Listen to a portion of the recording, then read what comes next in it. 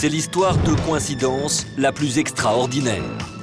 Abraham Lincoln, John Fitzgerald Kennedy, deux hommes exceptionnels pour un même destin, président des États-Unis.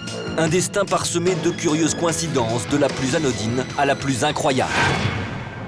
Lincoln, Kennedy, ces deux noms contiennent chacun 7 lettres.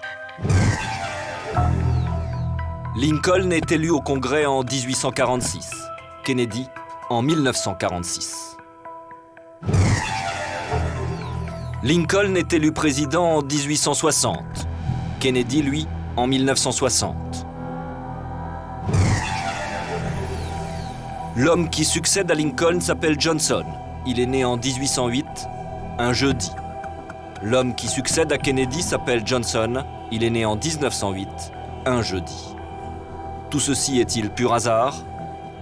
Quand on a un volume de coïncidences qui va dans le même sens, on appelle ça de la synchronicité. Et la synchronicité n'est pas seulement un hasard. Elle est le fruit de quelque chose qui nous dépasse, qu'on ne comprend pas totalement, mais qui a une certaine vérité historique qu'on ne peut pas nier.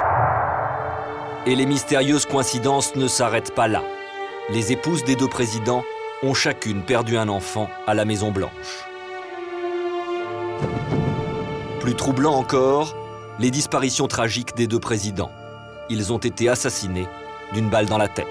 Une dernière anecdote que je qualifierais de paranormale, c'est que Lincoln a été assassiné dans un théâtre qui s'appelait Ford, que Kennedy était dans une voiture Lincoln, qui est une des marques du groupe Ford.